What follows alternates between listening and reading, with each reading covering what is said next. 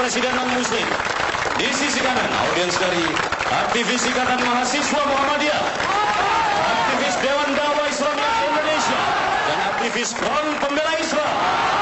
Pembicara, pengasuh Pondok Pesantren Ihya As-Sunnah, Ustaz Jafar Umar Tolim, dan Sekjen Forum Umat Islam, Muhammad Al-Khobar.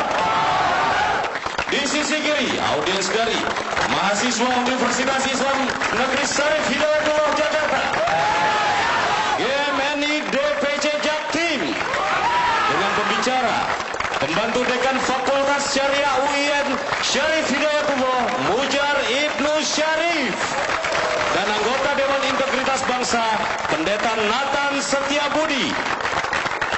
Debat ini akan dipandu oleh Alvito Dinova dan Indiarto Priyadi. Studio TV1, inilah debat. Terasa tidak ada yang salah ketika mayoritas masyarakat Indonesia beragama Islam mengharapkan presidennya juga beragama Islam. Itu wajar sekali, saya setuju dengan itu. Tetapi apakah tidak ada celah, tidak ada kemungkinan ketika ada yang bisa lebih baik walaupun non-muslim untuk bisa memimpin negeri ini yang butuh kekuatan, integritas, dan sebagainya. Ya, tapi hal itu kembali kepada manusianya, kembali kepada Anda sebagai pemilih. Apakah Anda memilih yang muslim atau non-muslim? Dan malam ini kita akan memperdebatkan hal tersebut. Kita saksikan yang ini dulu.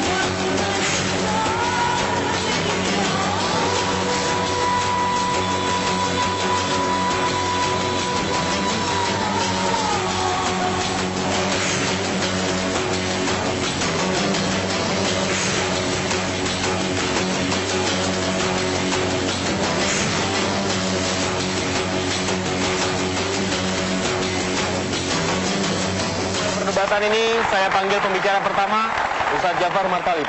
Sebelah sini Pak Muzar Ibnu Syarif, silakan. Ya, silakan duduk. Silakan. Ustaz Jafar, dengan fakta bahwa muslim menjadi mayoritas di Indonesia, perlukah kemudian undang-undang menetapkan bahwa presiden beragama Islam? Ya, itu bukan saja perlu, tapi semestinya demikian. Karena termasuk daripada keyakinan agama Islam bahwa haram hukumnya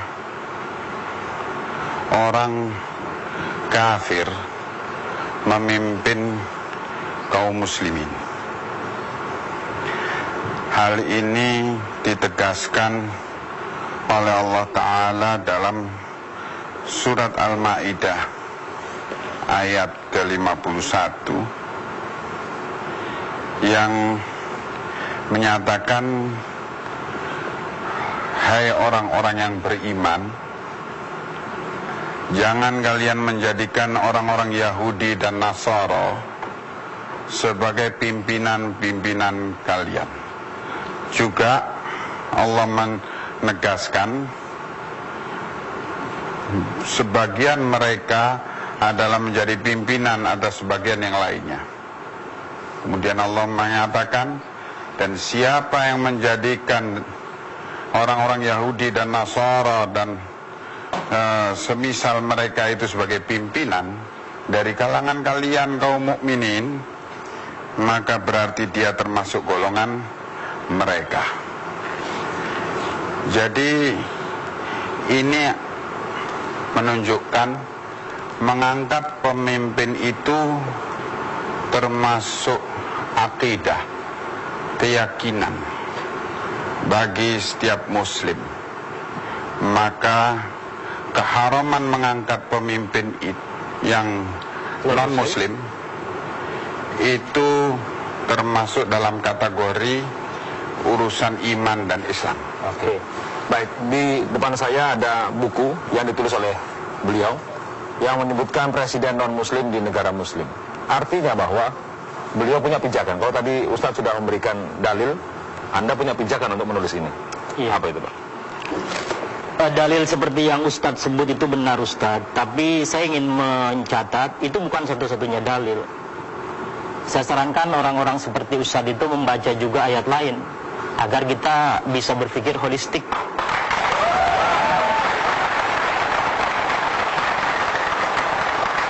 Yang saya maksud ayat lain itu antaranya adalah surah Al-Mumtahanah ayat 7-9.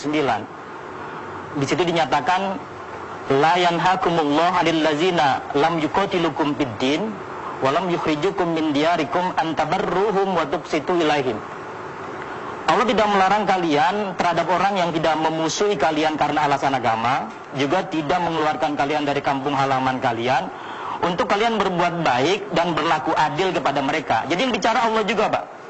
Jadi ketika watuk situ ilaihim dan antabarruhum, dalam pengertian ini yang saya pahami adalah berbuat baik, berbuat adil adalah salah satunya memberikan hak politik yang sama kepada non-muslim untuk menjadi presiden. Pendapat Anda ini kelihatannya menunjukkan Anda kurang baca literatur Islam. Di mana dalam literatur Islam ada ilmu yang namanya tanasubul ayat. Ilmu yang menerangkan keterkaitan antara satu ayat Quran dengan ayat lain. Di dalam surat Al-Mumtahanah yang Anda baca, itu menerangkan tentang hukum bersosial dengan non-muslim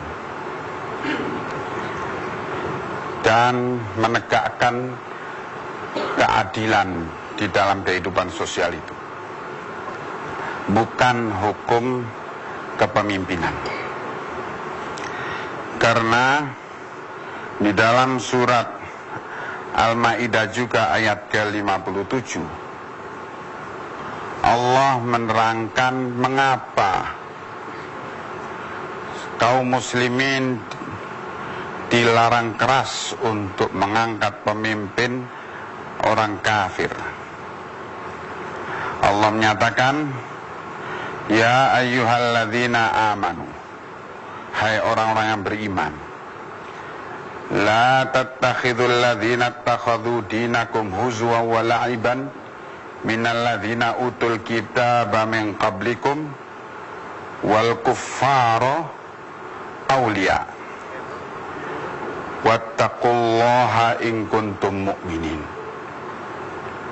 Hai orang-orang yang beriman, janganlah kalian menjadikan orang-orang yang menjadikan agama kalian sebagai main-main dan diperolok-olok dari kalangan orang-orang ahlul kitab, yaitu Yahudi dan Nasara, dan dari kalangan orang-orang kafir yang lainnya. Jangan kalian jadikan orang-orang yang bersifat demikian sebagai pemimpin. Dan bertakwalah kalian kepada Allah kalau memang kalian adalah orang-orang yang beriman.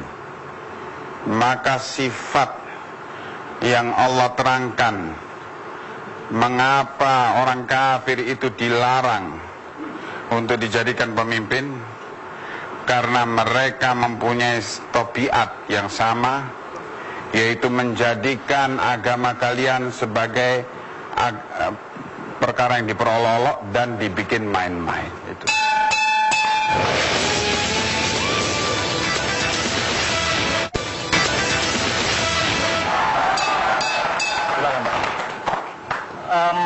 bagi saya Pak Ustadz itu persoalannya bukan saya kekurangan membaca literatur, cuma saya membaca literatur lebih komprehensif ketimbang Ustadz.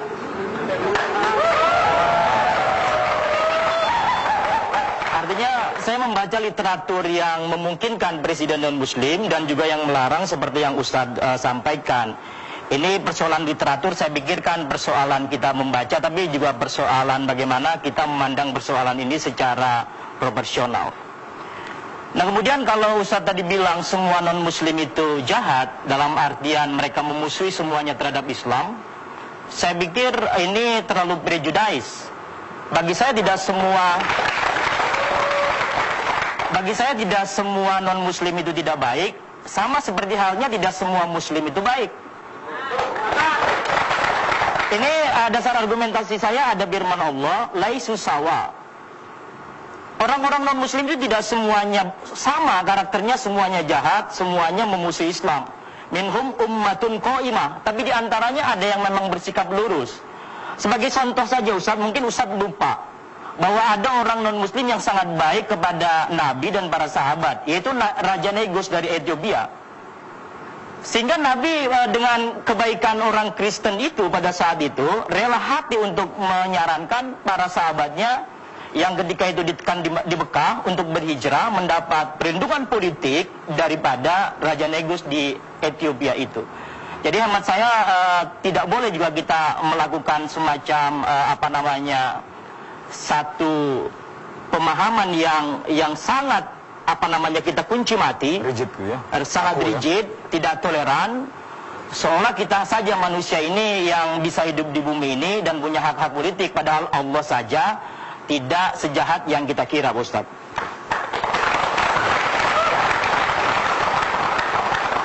Ya, di dalam ajaran Islam dan keyakinan Islam itu diajarkan sikap zahir dan sikap batin. Sikap batin itu urusan antara hamba Allah dengan Allah. Di dalam hal sikap batin ini, semua orang-orang kafir mereka tidak suka kepada Islam. Pasti. Itu sikap batin. Dan itu bukan urusan kita. Yang kita dituntunkan menyikapi orang-orang non-muslim itu ialah sikap zahir saja. Maka kalau mereka bersikap zahir dengan cara baik, mau berdampingan damai dengan kaum muslimin, kita wajib menyikapi mereka dengan damai pula. Kemudian yang Anda baca ayat tadi, laisu sawa min ahlil kitabi ummatun qaimatun. Tidak sama orang ahlul kitab itu. Dari mereka ada sekelompok umat yang adil. Ini berkenaan dengan kenyataan kaitan sebab nuzul, sebab turunnya ayat ini, peristiwa pendeta-pendeta Yahudi seperti Abdullah bin Salam itu bersikap adil, membaca Taurat dan membaca tanda-tanda kenabian Muhammad sallallahu alaihi wasallam, dan kemudian masuk Islam karena adilnya, karena ummah qaimah. Dan juga yang Anda sebutkan contoh tadi, peristiwa sejarah Raja Najasyi itu Raja Ethiopia, melindungi Nabi Muhammad SAW dan kemudian memberikan perlindungan politik kepada umat Islam. Setelah beliau mendapatkan keterangan surat Maryam dibacakan kepada mereka, dan beliau masuk Islam secara rahasia, dan beliau mati di atas Islam dan disolatkan oleh Nabi secara gaib di Madinah. Jadi orang kafir, selama dia kafir, tetap dia benci kepada Islam hatinya. Tetapi kita tidak boleh membenci mereka karena hatinya itu diberitakan benci kepada Islam. Dan kalau dia itu bersikap zahir baik meskipun hatinya benci, tetap kita harus bersikap baik. Begitu. Jadi Ustaz, jadi hemat saya kalau tadi disebut semua orang kafir itu tidak baik terhadap Muslim, saya pikir juga pikiran-pikiran Muslim sama saja. Ada juga yang sangat membenci kalangan umat non-Muslim. Bagi saya yang kita menginginkan hidup secara damai di bumi ini, janganlah sampai kita kemudian mengembangkan hal-hal yang bersifat permusuhan di antara kita sesama warga bumi ini sebagai makhluk Allah ya. Jadi saya pikir kalau yang Ustaz bilang non Muslim itu benci kepada orang Islam, pikiran-pikiran serupa seperti itu juga saya pikir sama bercokol di hati orang-orang Islam. Itulah tugas kita, membersihkan hati-hati orang Islam yang kotor, akidahnya benar Islam, tapi wataknya saya pikir juga tidak kalah jahatnya terhadap penduduk. Kita berikan instruksi, silakan. Siapa yang mau instruksi, silakan. Assalamualaikum warahmatullahi wabarakatuh. Yang sedikit yang saya mau sampaikan, sebenarnya pemahaman yang Bapak tadi sampaikan di sini itu jauh berbeda dengan apa yang dikatakan Islam sesungguhnya, Pak. Sekarang kita kalau mau balik lagi ke basic Bapak sendiri, Bapak kuliah di perguruan tinggi. Perguruan tinggi di Indonesia udah dimasuki sistem sekular, liberal, pluralisme. Itu yang mengacak-acak akidah Islam sesungguhnya, Pak. Terima kasih. Assalamualaikum warahmatullahi wabarakatuh. Oke, saya pikirkan gini, kalau kemudian kita berdebat pada tingkatan dalil, kita seakan-akan hendak membakukan ajaran agama. Kalau kemudian ketika berbicara calon presiden, identitas Islam, ini seakan-akan menutup sekian banyak ruang orang yang kapabel di bidang pengaturan, di bidang sosial. Akankah kemungkinan kalau kemudian kita berbicara konsep Islam, saya orang Islam, kalau kemudian yang ada di dalam Al-Quran, ini pun ada sekian banyak versi kan gitu, ada di mana pemimpin, kemudian pengganti segala macam. Kalau kemudian kita melihat konteks Indonesia saat ini adalah, bagi kita siapapun mereka adalah yang penting kapabel atau tidak. Ini kan kita berbicara pada tingkatan karakter orang.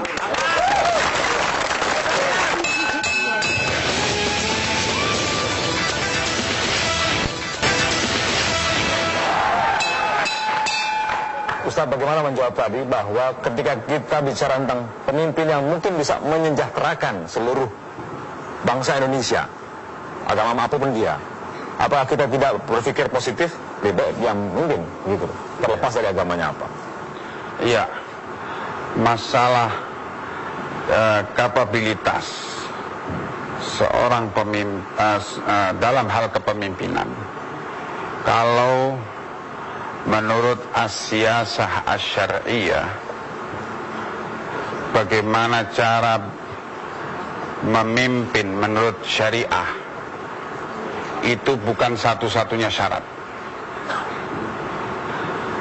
Kapabilitas itu salah satu syarat. Dan syarat yang lainnya ialah keimanan dan keislaman. Ini syarat. Jadi keimanan dan keislaman plus kapabilitas pemimpin itu dan berbagai ketentuan-ketentuan lainnya. Maka adik tadi saya pikir kurang lengkap dalam memahami dalam memahami masalah kepemimpinan ini. Kelihatannya kita difokuskan hanya kepada kapabilitas seorang untuk memimpin. Maka dalam hal ini harus dilihat pula syarat-syarat lain yang telah diletakkan oleh syariah Islamnya. Dan maaf, tadi saya juga ingin sedikit menerangkan kebencian orang Islam kepada orang kafir dan kebencian orang kafir kepada orang Islam itu bukanlah kekotoran hati, bukanlah timbul dari kekotoran hati, tetapi itu adalah timbul dari fitrah keagamaan seorang manusia yang normal.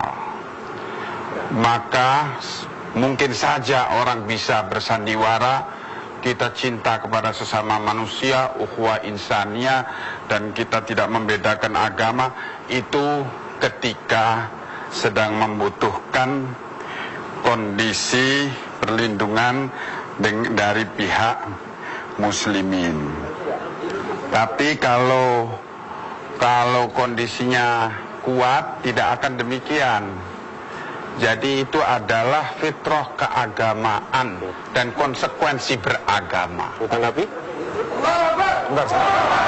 Kalau nggak salah ada contoh di negara-negara yang berpenduduk muslim besar begitu, dan pemimpinnya adalah dari non-muslim. Iya. Bisa digambarkan, termasuk menjawab apa yang disampaikan. Di dalam buku ini saya catat paling tidak ada 2 negara yang mayoritas muslim tapi pernah dipimpin oleh non-muslim.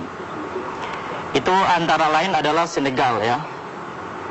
Kemudian Senegal itu kan yang dulu itu presidennya Olusegun Obasanjo. Nigeria. Itu Nigeria. Ini Nigeria maksud saya. Kemudian satu lagi ada lagi Senegal itu maksud saya Sedar Senghor. Jadi 2 negara besar itu yang mayoritas muslim tapi pernah dipimpin oleh kalangan non-muslim. Sebentar dulu, bagi saya ini adalah pikiran yang berbeda, yang lebih toleran daripada pikiran-pikiran seperti yang dikembangkan oleh Ustadz ini. Kalau pikiran seperti ini dikembangkan berbahaya, kita akan terus ribut. Berbahayanya antara kita sesama kita anak manusia tidak akan bisa hidup damai, karena selalu saja menaruh kecurigaan dan permusuhan antara kita. Padahal itu tidak boleh seperti itu. Kalau kita mau hidup damai di kolong jagat ini. Ustaz. Ya, itu adalah bentuk prejudice terhadap ketentuan agama. Seakan-akan kalau orang membenci dari secara batin kepada orang yang beragama lain, itu akan menimbulkan kekacauan. Kalau dalam Islam, tadi sudah saya terangkan, telah diatur zahir dan batinnya. Maka sikap zahir itu tidak mempermasalahkan kebencian orang itu secara batin terhadap Islam, tapi mempermasalahkan sikap zahir dia yang baik meskipun batinnya demikian jelek, maka harus disikapi dengan baik dan adil. Dan bahkan diriwayatkan oleh Al-Imam Al-Bukhari di dalam kitab beliau Al-Adabul Mufrad, perbuatan Abdullah bin Amr bin Al-As terhadap tetangganya yang Yahudi. Kata beliau kepada budaknya yang sedang menyembelih kambing, jangan lupa bagian tetangga kita yang Yahudi dari daging ini. Nah, ini menunjukkan meskipun diketahui dari ayat Quran hati Yahudi terhadap Muslim itu benci secara agama, namun zahirnya si Yahudi ini dia mau hidup berdampingan damai dengan Muslim, maka disikapi sebagai tetangga yang baik.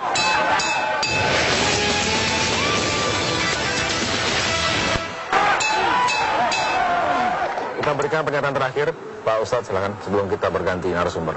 Ya, perlu saya ingatkan kepada semua pihak bahwa kita sebagai Muslim itu bukan terikat dengan hukum keadaan, tetapi kita terikat dengan hukum yang ada di dalam Al-Quran dan As-Sunnah.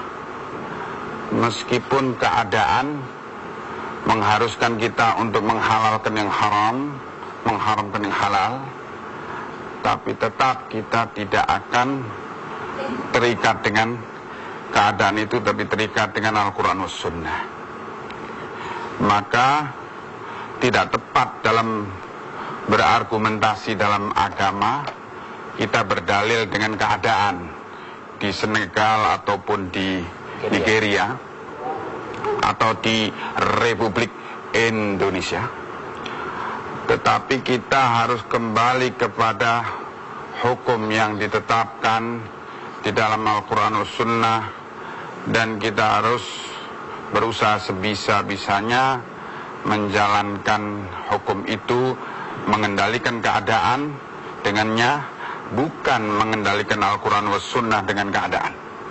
Ya. Oke, terima kasih. Ya, apa yang tadi saya ingin sampaikan dua hal. Yang pertama adalah kita harus tahu juga apa yang disampaikan Ustadz itu tafsir. Tafsir itu pasti berbeda pendapat Ustadz. Jangan dipaksakan pendapat kita hanya untuk diikuti oleh orang lain. Itu yang pertama. Yang kedua, bahwa yang dilarang oleh Allah seperti Ustadz katakan sendiri, ini penting dicatat oleh teman-teman yang ada di belakang Ustadz, bahwa yang dilarang kita memilih non-muslim adalah non-muslim yang memusuhi kita li'ajlil adawa la li'ajlil khilaf fiddin lizati. Jadi yang kita dilarang memilih adalah yang mereka memang memusuhi, bukan karena beda agama. Ada satu pernyataan yang saya kutip dari Al-Manar, wan nahyu li sababin minal asbab la yatanawalu man lam yatahaqqaq fihi wa la yatanawalu zawalan nahyi bizawali sababihi.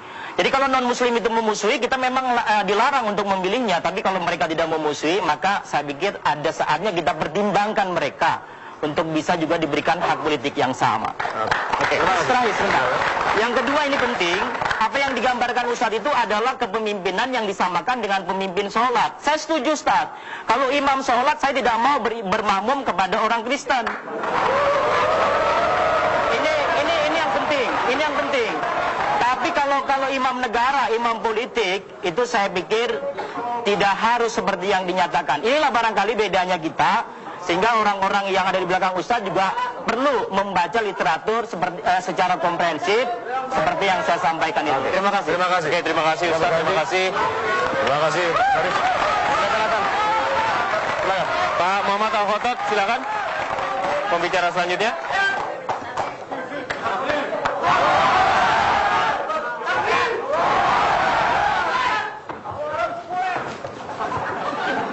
Nathan, dalam Undang-Undang Dasar 45 tidak disebutkan secara eksplisit presiden itu bisa hanya dari Islam.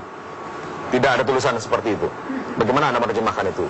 Terutama untuk Anda yang non-muslim itu.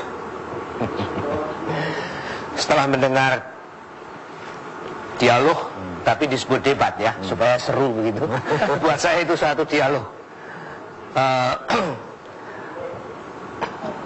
Saya pikir apa yang didialogkan tadi tidak berada dalam kaitan dengan Undang-Undang Dasar 45. Jadi misalnya kalau tadi dikatakan bahwa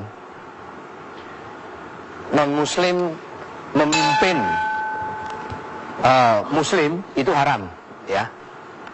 Maka dalam Undang-Undang Dasar yang menjadi dasar dari negara Republik Indonesia ini, sebenarnya Indonesia memang berpenduduk mayoritas Islam, menjadi negeri Islam, tapi Indonesia bukan negara Islam. Jadi seorang presiden, dia tidak memimpin umat beragama, dia memimpin warga negara. Dan semua yang didebatkan tadi sangat menarik, oleh karena di kalangan umat Islam sendiri ada perbedaan, seperti dalam umat Kristen juga ada perbedaan-perbedaan. Tapi dalam menjadi bagian dari negara ada common denominator, yaitu kewarganegaraan, bukan karena keagamaannya. Siapa yang punya hak suara untuk memilih, bukan orang Kristen, orang Islam, orang Hindu, bukan, tapi warga negara yang kebetulan agamanya. Jadi ini satu pembedaan yang memang tidak mudah. Dan saya memahami bagaimana orang-orang beragama khususnya Islam juga berupaya coba memperjelas, membedakan antara warga negara dengan warga umat beragama. Oke, silakan. Itu sebagai awal. Terima kasih. Pertama saya ingin mengoreksi apa yang disampaikan oleh pendeta bahwa di dalam Islam ada perbedaan terhadap kepemimpinan seorang kepala negara yang memiliki syarat Muslim. Itu saya katakan tidak ada perbedaan. Ya. Kalau yang diungkapkan oleh saudara Mujar, saya sudah baca bukunya bahwa dia menyebut adanya yang mendukung ya kepala negara non-Muslim itu baru belakangan. Tapi ulama dari masa ke masa, bahkan sejak Rasulullah dan para sahabat, itu semua tidak ada perbedaan, menjadi ijma dari para ulama Islam bahwa yang menjadi pemimpin untuk masyarakat Islam, negara Islam seperti yang Bapak sebutkan tadi, itu adalah Muslim. Jadi jangan dibilang di dalam perdebatan tadi, dalam konteks negara Islam ada kepala negara yang boleh non-Muslim, itu sangat keliru sekali. Gitu. Nah, sekarang kita berbicara pada tataran di Indonesia, bagaimana? Betul, menurut undang-undang itu tidak ada persyaratan.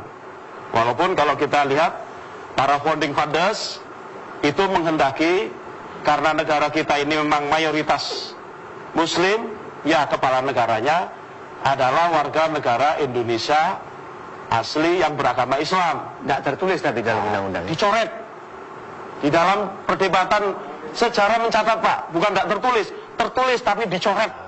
Jadi kalau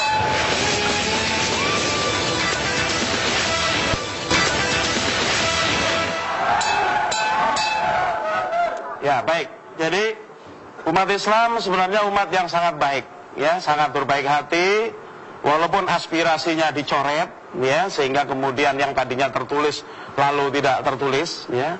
Tapi jangan lupa aspirasi tetap ada, gitu ya. Oleh karena itu baru-baru ini di dalam istimewa ulama majelis ulama di Padang Panjang, nah ini saya bacakan aja hasilnya fatwa tentang pemilu.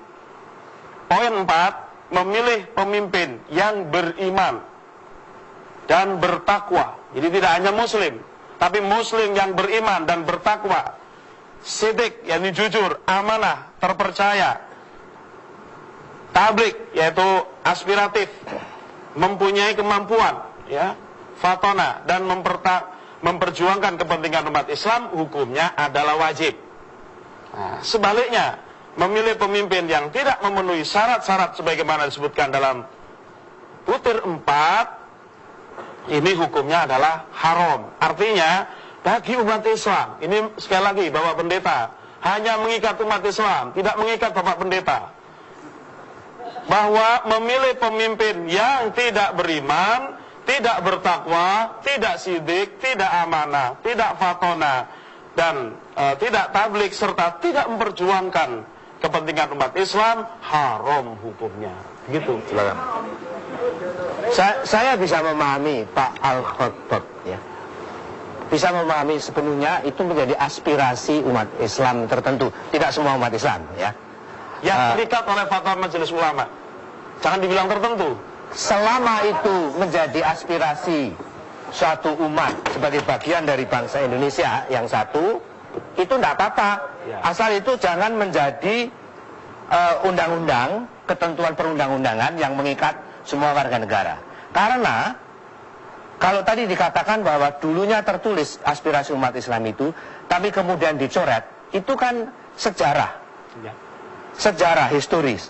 Bahwa kemudian ada sebagian orang-orang tertentu yang ingin mengembalikan itu haknya. Tetapi sementara ini kan yang berlaku adalah Undang-Undang Dasar 45. Betul, yang sementara ini berlaku begitu. Dan yang kedua, andai kata saudara mempunyai kriteria mengenai seorang calon presiden, ya, yang seperti itu tetap sah, tidak apa-apa. Saya bisa mengerti, dan itu saudara saya, sesama saudara sebangsa, ya, setanah air, orang beragama, tapi memang tidak satu umat. Tidak satu umat, jadi itu tidak bisa dipaksakan kepada umat yang lain. Dan bernegara, berbangsa, bermasyarakat, itu sebenarnya tidak sama persis dengan berumat, beragama. Ini harus dibedakan. Kemudian, Jadi tidak kenal mengenal. Yang penting sah kan fatwa Majelis Ulama? Sah secara apa? Secara hukum tidak ada. Kenapa Anda nggak boleh begitu dong? Kalau secara hukum Anda nggak boleh begitu. Ini kalau secara fatwa hukum Majelis sah, Ulama. kalau secara hukum sah, berarti berlaku juga untuk umat agama lain. Saya katakan tadi fatwa Majelis Ulama ini adalah mengikat umat Islam. Perbedaan pendapat tidak harus memecah belah. Justru Pancasila itu kan dasar dari perbedaan. Perbedaan tidak untuk dipecah belah. Bahkan perbedaan dalam satu agama, saya mengalami sendiri Kristen ya, tidak harus memecah belah umat Kristen. Islam pun dalam Islam ada perbedaan-perbedaan. Itu oke-oke saja menurut saya. Ya. Pandangan saya. Ya. Oke, ini Bapak Pendeta tolong dipahami bahwa istimewa dari Istimewa itu apa? pertemuan dari Majelis Ulama ini bukan 1-2 orang. Tapi ini lebih dari 200 orang ulama dari berbagai latar belakang, Pak. Ya, dari latar belakang, karena Majelis Ulama ini adalah berasal dari berbagai latar belakang. Ya, jadi oleh karena itu saya katakan tadi hati-hati dengan kalimat Bapak, jangan sampai memecah belah tadi, karena istimewanya ini adalah dari berbagai latar belakang umat Islam yang ada di Indonesia, dan ini sah secara hukum, ya toh, untuk dijadikan aspirasi oleh umat Islam, ya. Oleh karena itu pada tanggal 9 April nanti maupun pada Pilpres, kalau umat Islam berdasarkan fatwa Majelis Ulama memilih caleg-caleg dan capres-capres yang memenuhi kriteria yang wajib ini, ya Bapak harap maklum aja lah, Ya, gitu ya. Itu hak daripada umat Islam. Ya, itu hak dari umat Islam memilih. Ya, alhamdulillah harus dihormati. Ya. Nah, harus dihormati. Tapi umat yang lain kan berhak juga. Oh untuk- iya, Bapak keluarin fatwa sendiri deh untuk umat yang lain ya, silakan.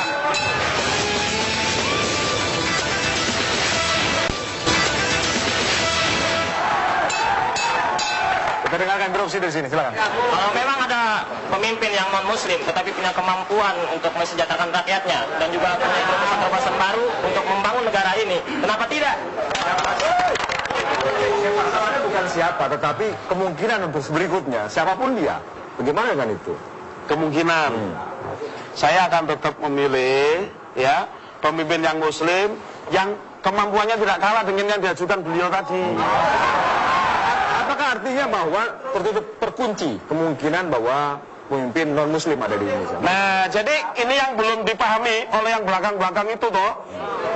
Yang belum dipahami adalah bahwa kalau pemimpin muslim yang beriman dan bertakwa itu bukan hanya pribadinya, tetapi di dalam mengambil kebijakan-kebijakannya dia akan selalu bertolak dari bagaimana syariat menjelaskan untuk mengatur masalah, misalnya di dalam pengelolaan sumber daya alam.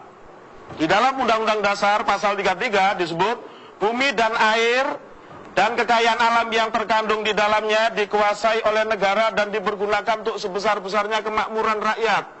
Nah, kalau pemimpin yang beriman dan bertakwa tidak akan tunduk kepada IMF, tidak akan tunduk kepada World Bank, tidak akan tunduk kepada Amerika,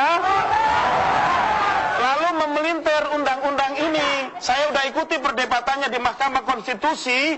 Wakil pemerintah mengatakan bahwa dikuasai negara itu terserah negara. Mau diserahkan swasta itu terserah negara, diserahkan kepada asing terserah negara. Bahkan wakil pemerintah mengatakan bahwa yang mensejahterakan kita bukan Pertamina tetapi Chevron. Saya sangat kecewa dengan pemerintah yang seperti itu. Maka kita perlu pemerintah yang beriman dan bertakwa, yang dia mengambil dasar di dalam hadis Nabi, an-nasu syuraka fit talas, bahwa manusia, dan dalam hadis yang lain al-muslimuna, bahwa kaum muslim berserikat di dalam 3 benda-benda yang merupakan indikasi kepemilikan umum. Jadi kepemilikan umum itu adalah milik umat, milik rakyat, ya. Dan negara hanya berwenang menjadi wali amanat untuk mengelolanya buat sebesar-besarnya kemakmuran rakyat. Nah, Ya. pemimpin yang beriman akan terikat dengan hadis Nabi itu. Ya. Begitu. Dalam hal ini Bapak dengan saya sangat sepaham. Alhamdulillah. Tentang IMF dan sebagainya. Hukum kan? Menurut komentar dari Pak Jafar mengenai perbedaan antara batin dan apa tadi? Dohir ya. Lahir itu maksudnya dohir ya. Lahir ya katakanlah. Perbedaan antara batin dari yang disebut kafir tadi adalah negatif, dohir itu positif ya. Tapi tetap orang Islam bisa negatif bisa positif, tapi tetap walaupun negatif batinnya tetap lahirnya bisa lahirnya bisa positif, bisa juga negatif, tapi umat Islam tetap menghadapinya secara positif, betul kan begitu kan? Nah, menurut pemikiran saya ini bisa menjadi dasar bagi Pak Al-Khotot dan sebagainya yang ada di belakang sana menjadi warga negara Indonesia yang baik dan bertanggung jawab bersama-sama dengan umat Kristen, umat yang lainnya semua. Saya melihat di situ dan kita lawan IMF dan sebagainya. Kita lawan untuk kesejahteraan rakyat. Ya, kita sudah sampai di penghujung acara. Sekarang kita berikan kesempatan kepada para pembicara untuk menyampaikan kata terakhirnya. Silakan. Yang terakhir sebelum kita tutup, Pak. Ya, jadi common denominator dasar kita adalah kewarganegaraan.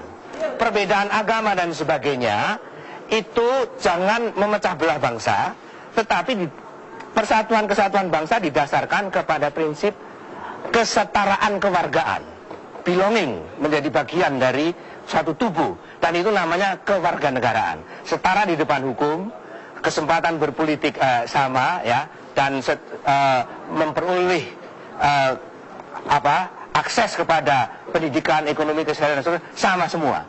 Dan itulah terjemahan dari prinsip kesetaraan kewarganegaraan. Dan saya melihat sebenarnya Anda bisa menjadi warga negara seperti saya juga berdasarkan keyakinan iman saya, Bapak berdasarkan keyakinan iman Bapak, bersama-sama bertemu dalam kewarganegaraan Indonesia yang bersatu dan melawan semua yang akan menjajah bangsa Indonesia. Terima kasih. Terima kasih Bapak Pendeta atas fatwanya. Hanya saja Bapak saya ingatkan bahwa menjadi warga negara Indonesia tidak harus alergi dengan syariat Islam. Ya, saya ingin ceritakan bagaimana warga negara di masa syariat Islam diterapkan oleh kepala negara Amirul Mukminin Khalifah Ali bin Abi Thalib karramallahu wajhaha. Ada seorang orang Yahudi, Pak, punya toko. Nah, Khalifah Ali ini baru pulang jihad fisabilillah. Pas dia pulang, dia lihat di toko orang Yahudi itu, Pak, ada baju besi dari Khalifah Ali. Baju besi itu untuk perang, Pak, ya, baju perang ya. Nah, lalu Khalifah Ali mengatakan, hai orang Yahudi, itu baju besi saya, belum pernah saya jual, belum pernah saya kasih seseorang, kok bisa ada di tempat ente itu bagaimana? Nah, ini kepala negara, Pak, dia nggak gaya preman langsung serbu gitu, enggak, tapi ditanyain dulu. Nah, setelah ditanyain gitu, orang Yahudi tadi mengatakan, wahai Khalifah Ali, ini baju besi di toko saya, jadi milik saya. Nah, ini kan beda. Akhirnya, betul kata Bapak, di dalam syariah itu adalah kesetaraan di depan hukum. Syariah itu dijamin. Akhirnya dibawa kepada pengadilan. Pengadilan kan dibawa Khalifah Ali. Hakim bertanya, hai Khalifah, Anda punya saksi tentang itu? Oh, ada anak saya. Oh, maaf Khalifah, tidak bisa diterima. Lalu Anda punya saksi lagi, ada membantu saya. Maaf Khalifah, tidak terima. Oh ya, kalau begitu ya sudah, kalah saya. Akhirnya orang Yahudi mengatakan, Khalifah Ali, Anda berperkara dengan saya. Anda ternyata dikalahkan oleh anak buah Anda. Saya bersaksi ini adalah kebenaran. Asyhadu anna hadzal haq wa asyhadu an la ilaha illallah wa asyhadu anna Muhammadur Rasulullah. Akhirnya orang Yahudi itu mengatakan, saya bersaksi tidak ada Tuhan kecuali Allah dan tidak ada dan adalah Nabi Muhammad utusan Allah. Ini ceritanya begitu, Pak. Mudah-mudahan Pak Nathan pada malam hari ini dapat hidayah dari Allah Subhanahu wa taala. Terima kasih. Assalamualaikum warahmatullahi wabarakatuh. Anda sudah mendengarkan perbincangan kita malam ini. Seperti biasa pesan kami adalah kami hanya mengabarkan, Andalah yang memutuskan. Kita lanjutkan lagi dalam perdebatan yang lain minggu depan.